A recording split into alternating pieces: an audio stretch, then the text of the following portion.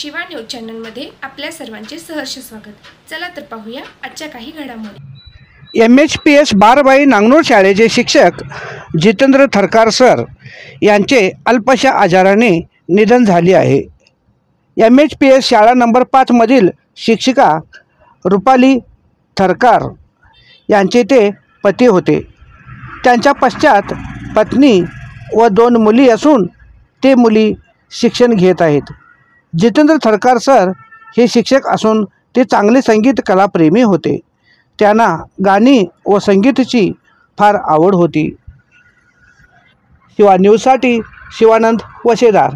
चॅनलला लाईक व सबस्क्राईब करायला विसरू नका। बेल आयकॉन क्लिक करा।